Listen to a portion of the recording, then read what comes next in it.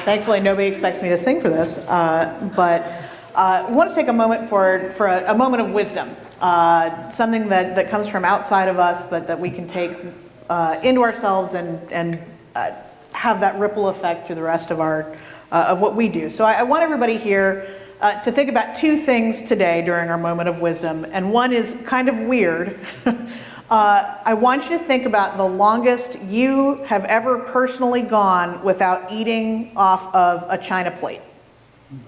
Right, it might have been, for me, the most recent example was my husband was out of town on a long camping trip. I did not eat anything that could not put on a cracker, right? Like, I'm admitting this to you in the spirit of openness and us being here together at the table. No plates were used that week. But maybe it was when you were in graduate school, right? When you were everything came out of a pizza box or out of an Easy Mac cup. Don't tell my life. Right. Maybe you were sick, right? Maybe you were in a low time, right? But maybe we're moving, right? Everything had to be off paper plates for a while. So the entire reason that this talk and this idea that Jay and I have been going back and forth about for a couple of months to bring to all of you is something that I didn't even actually hear. But the first time that our volunteers started going to Plymouth Congregational Church for their third Sunday meal in order for us to figure out what the logistics would look like for our second Sunday meal to be a sit-down meal. It had been takeout up until that point, and we were, being good Unitarian Universalists and doing our research before we committed to something. And Dave Lessler did the first one, and he came back and he said, we have to do it. We have to do sit-down. And he said, this is why. He said, I just watched a lady come in. And at Plymouth, we do sit-down meals with china plates, metal flatware, and we'll talk a little bit more about that. He said, but I saw a lady come in today, and she picked the plate up off the table, and she said, now I feel human again. So, nothing we say over the next 30 minutes is going to be better than that, frankly. But what I want you to take from that is not that it's something that exists, but to think about the second thing I want you to think about today, which is what are those things, those tangible things that make you feel human, that make you feel connected, that make you feel seen. Because today we're not talking about waiting and praying for a revolution. Today we're going to be talking about the other labors that we do to bring people into the humanist family. And welcome them at the table. So take just a brief moment to think about those things, and then we'll get moving. Sit down and have a seat, baby. Let's get ready to get on this meal here. No, it is. Me and Dara have been having conversations, and this is an honor to have a conversation like this because, as you know, the much of what we understand is regarding our practice is that we don't depend on the supernatural. So the idea of faith can sound very little obscure for some of us. The idea of anything regarding supernatural. So the idea that we can actually touch something and have a physical moment with it that is tangible and it create not only meaning but matter is important. And so I want to invite you for a minute because too, as you were thinking about this physical, tangible thing that allows for you to reveal and see and have your humanity, one of the things I want to invite you to is the idea that when we engage with a lot of things, there's actually if we go to museums, for example, most of us, if we've gone to museums, particularly across the world, maybe we've gone to the Louvre, or we've seen the Mona Lisa, or we've been to Rome, and we've seen some of the greatest sculptures in the world, or architecture, and we can't help but to experience them. We call this thing the numinous experience. The numinous experience is a very fascinating experience because it is the kind of, if you will, connective affections or energy or intimacy that we have with a piece. We have to see it. Every time I go to the Walker, I have to go see the cherry with the spoon. If I'm not there, you'll find me at the Hancock. And I just love that blue rooster. I'll be nice about it here.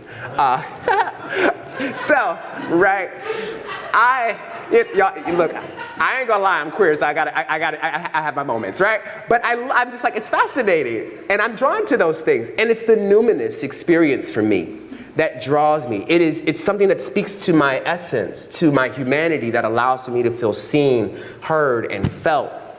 And you know, Dara, I don't know about you, but it is the moment in which allows for me to feel deeply interconnected with all living things as well.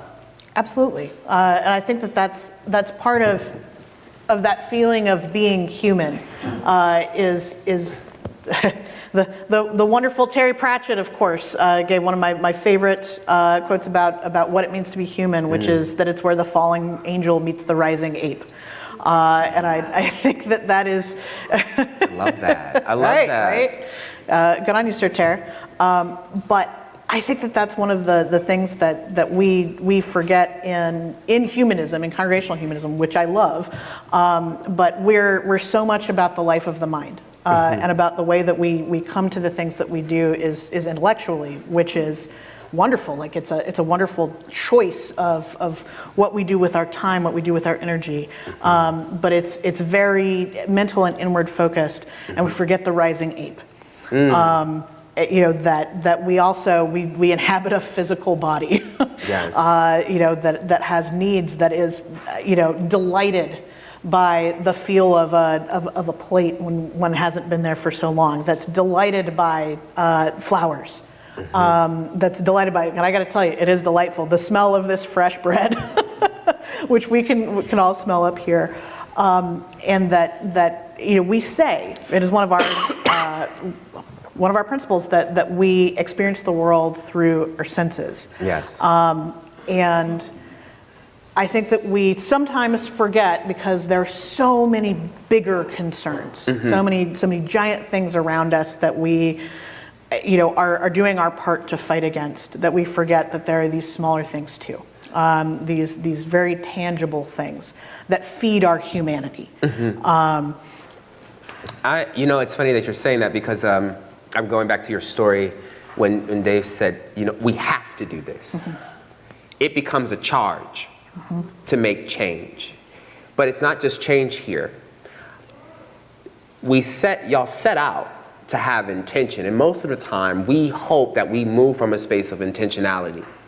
That's our goal. We're very well read, we're very well grounded in wisdoms and understandings and maybe traditions and cultures. But that doesn't necessarily mean that we are always in touch, right? And that is where, the beautiful thing about being a humanist is our ability to, yes, really not to be human, but not be perfect. So we get the opportunity to mess up sometimes.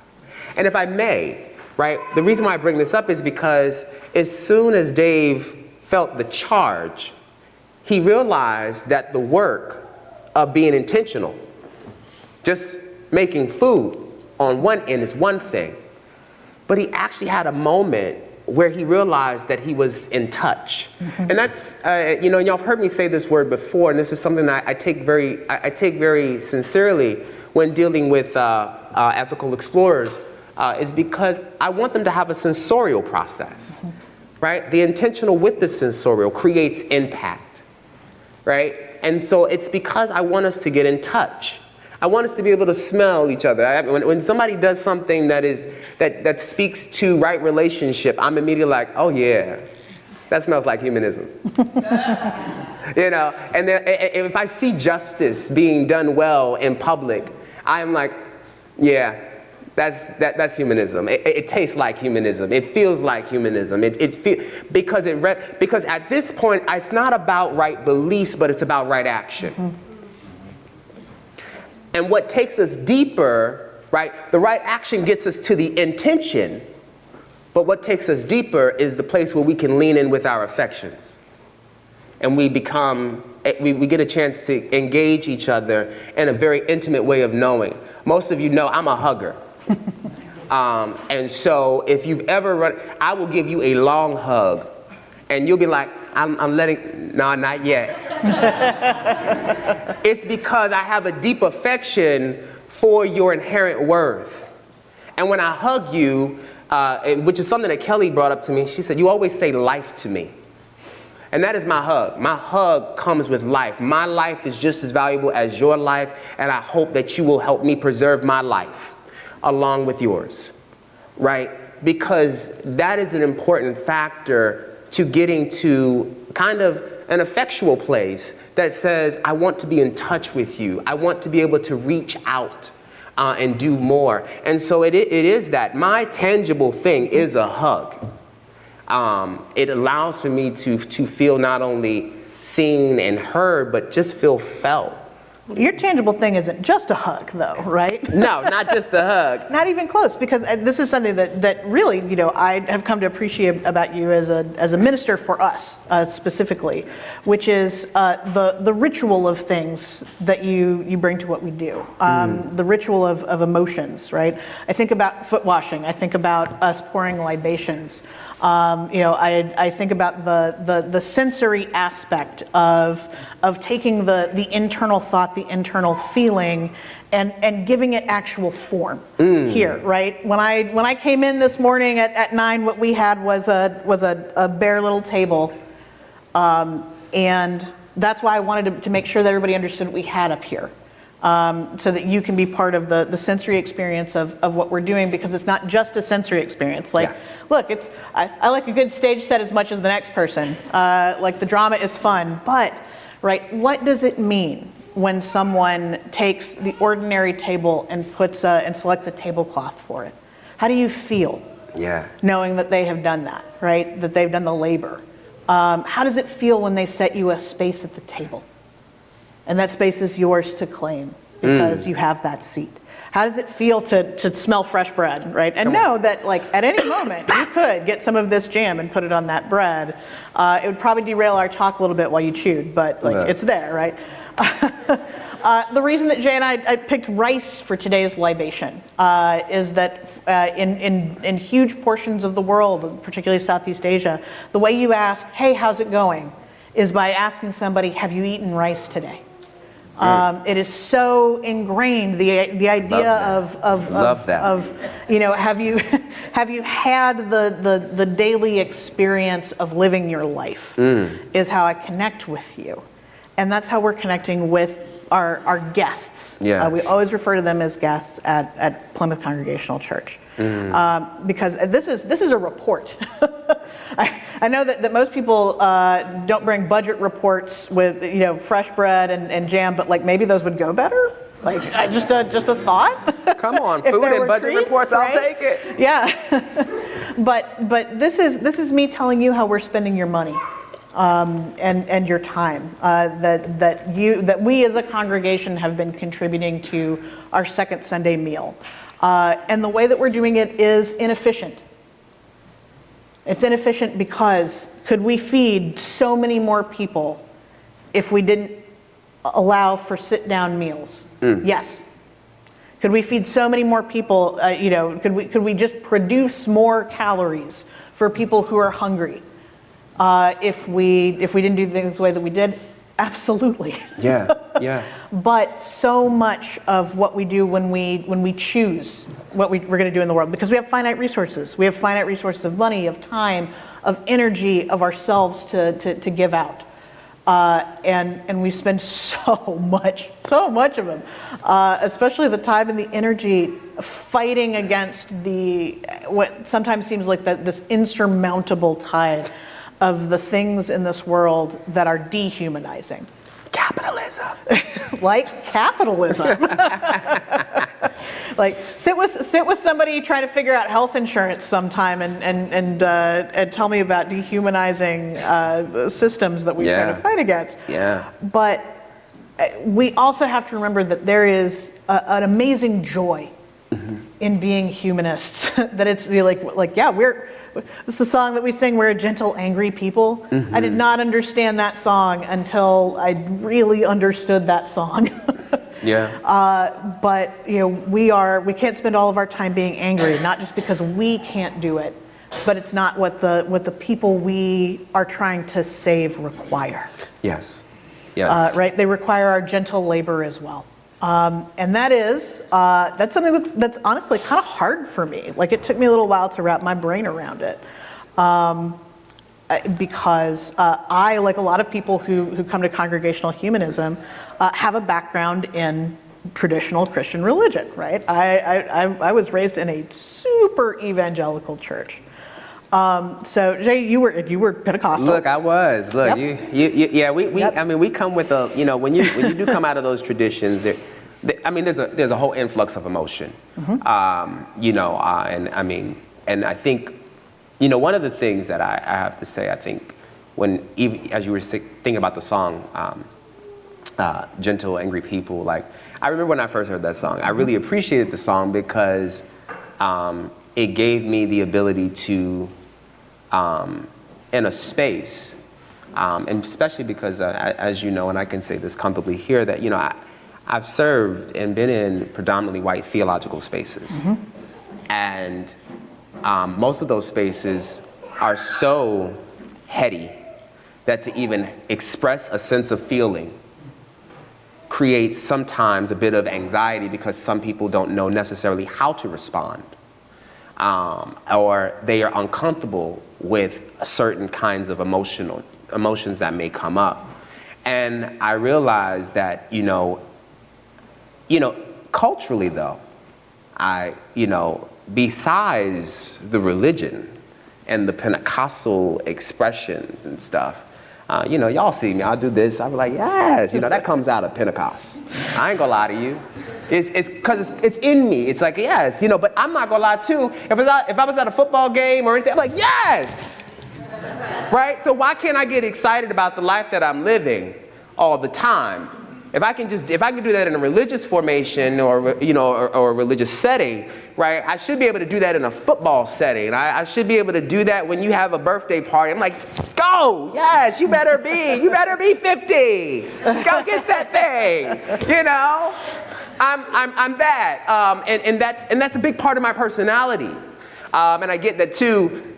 Having that Pentecostal background is like, oh. And you also still remind me of that charismatic minister that's on television. And I'm like, no, I promise I'm a humanist. I promise I am.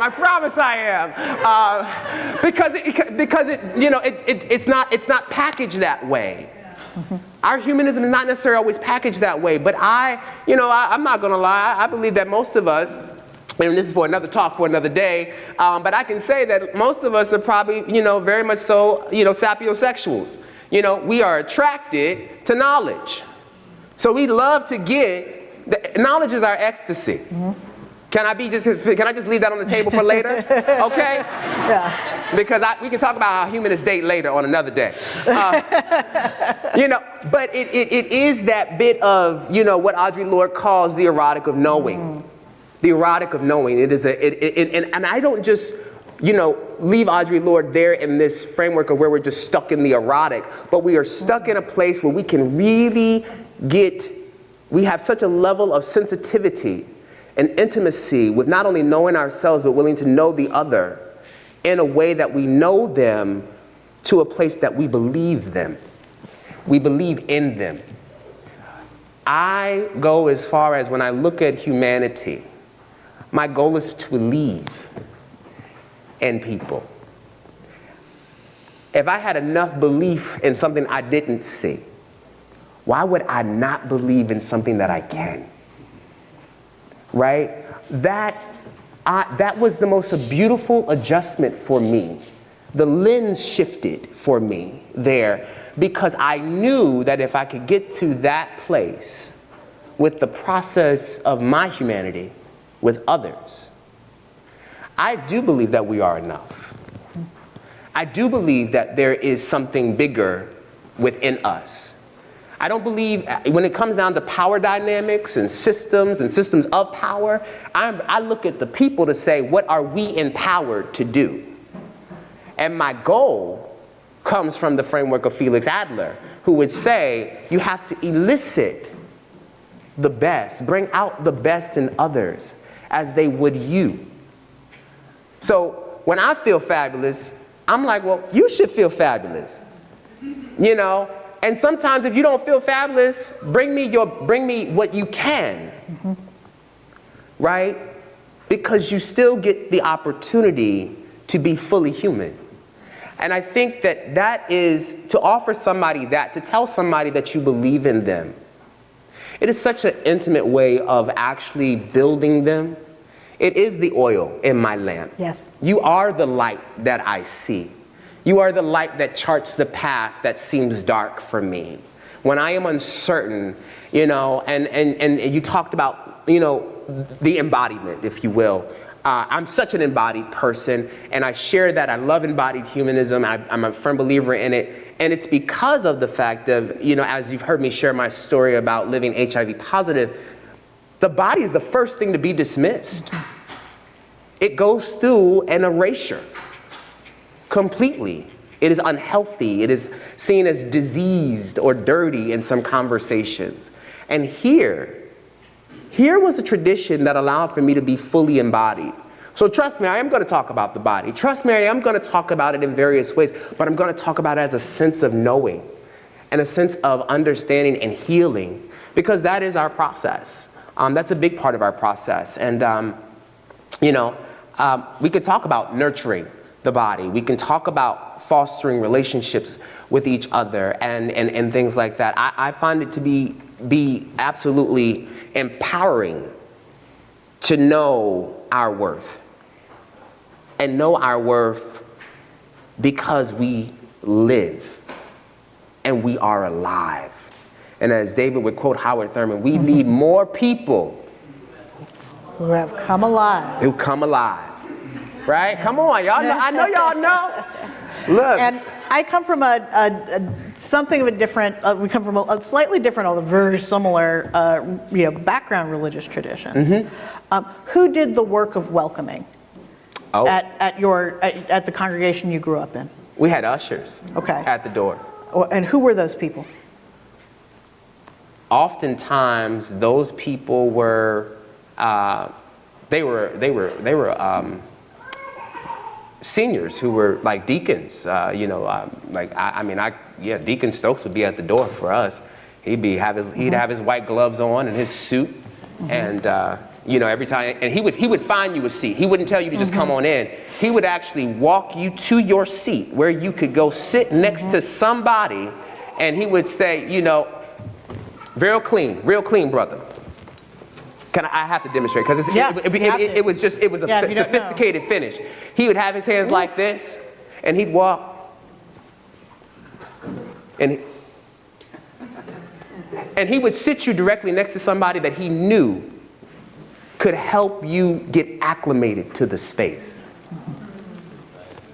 Hospitality was everything in those environments, because they would sit you, they knew who to sit you next to. You know, in case you needed to feel more acclimated. Have you been here before? No, I haven't. Have you ever been to a Pentecostal service before? Because if you ain't never been there, Yeah. Right? And for I don't want to sit you next to somebody that's going to knock you over, you know. But that was a real thing. But that was the hospitality and the generosity that was extended. Who was at your door? So we had brothers. Okay. We had brothers.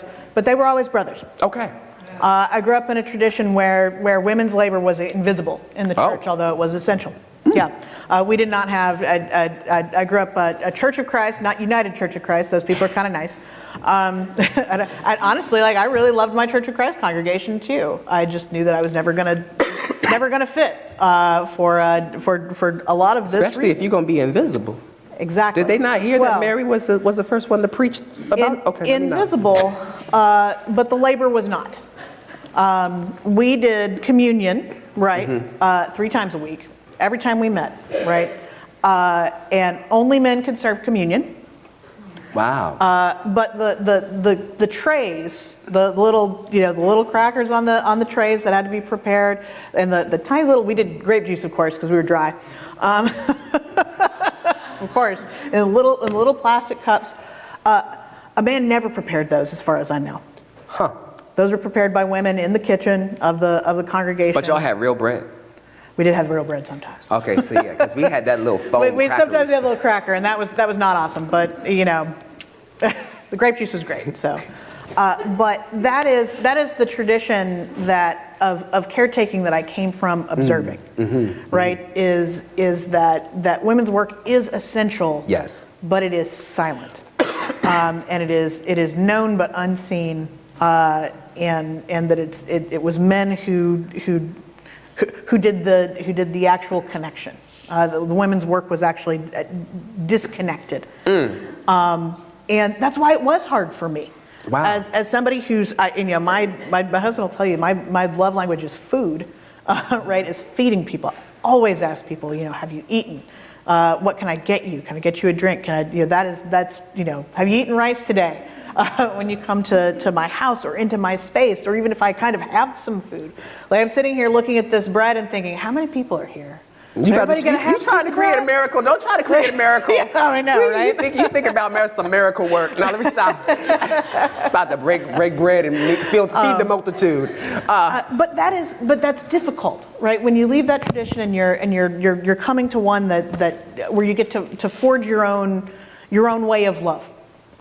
To think, but is my labor valued, or am I? And if it is valued, am I falling into a pattern that is not healthy for me and is not an actual connection? Yeah. And one of the beautiful things, like the first thing, I love telling this story. My first time at FUS, like I moved up here alone. Like I was living out of a suitcase in an Airbnb while my husband was selling our house back in St. Louis. I didn't know anybody up here. I had a few friends, but the first thing was like, all right, we're moving here forever. Like we're setting down roots. The first thing I'm going to do is find that Humanist congregation, because I've got the Humanist congregation I love that I've had to leave in St. Louis, but here we are, like new beginnings. You were at St. Louis? Yeah, Ethical Society. Yep. Really? Okay. Yeah. So I didn't know that. Quoting my buddy Felix Adler, right? I'm learning. My man, Felix Adler. Okay. So, I tried to come here twice and I couldn't find the building. And I'm actually pretty good at city navigation. I'm a city dweller, but like whatever Google Maps was on was trying to send me somewhere else around the area. So third time's a charm. I finally find the building, and I don't believe in really anything supernatural, but I do believe that you see the thing you need to see. Yeah. When you need to see it for yourself, or in this case, you smell the thing you need to smell. Because when I finally came in, it was Super Roll Sunday. So I come in these wonderful doors. There's this beautiful side garden, and in college I studied tea house architecture of all things, and we've got this wonderful space where you can sort of connect with the natural and let off the concerns of the day to come together in communion. We're like, all right, that's already a point in favor. And then the doors open, it's just cinnamon rolls. Come on. Wall to wall through the whole building. And that's when I knew, right? That's when I knew that I was welcome in the space. Come on. And that's so much labor, right?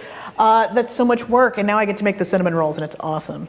But like that connection, that visceral connection, is something that some of the traditions we have come from, even though they may be very problematic about what our value is, Yeah.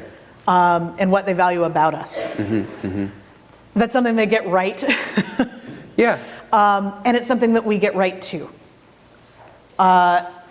Even though we don't think about it very much.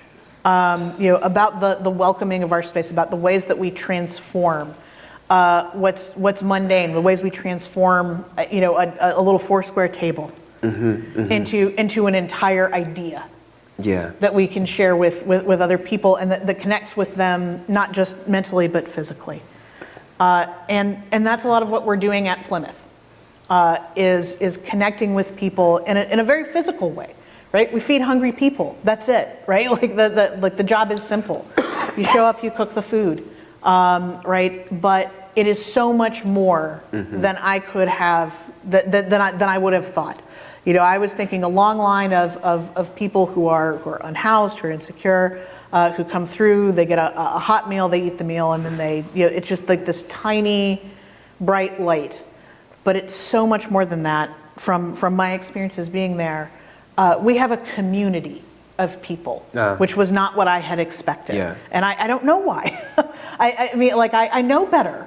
Yeah. I know what humans do when they can come together and eat together. Yes, yes. Which is that we talk to each other. We do exactly what we did today. Welcome. It's good to see you.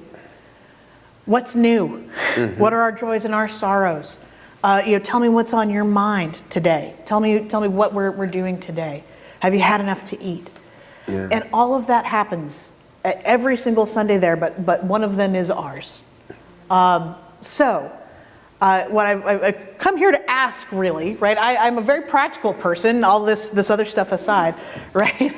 I'm a spreadsheet person.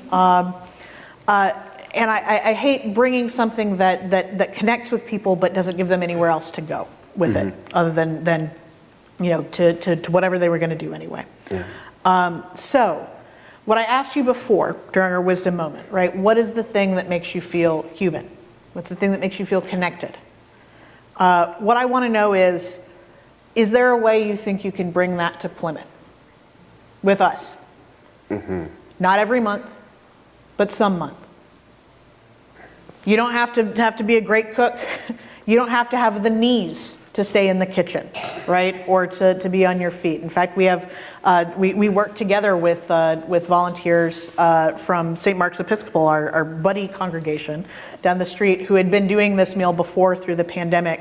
We have about 12 volunteers who loved the work so much they've stayed, even though we're kind of in charge.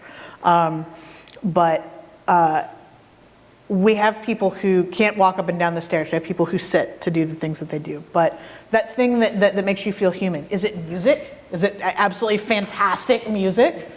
Well, I can tell you at Plymouth we've got 2 pianos. One in the dining room and one in the waiting room. And sometimes we have live music, and it makes people feel human.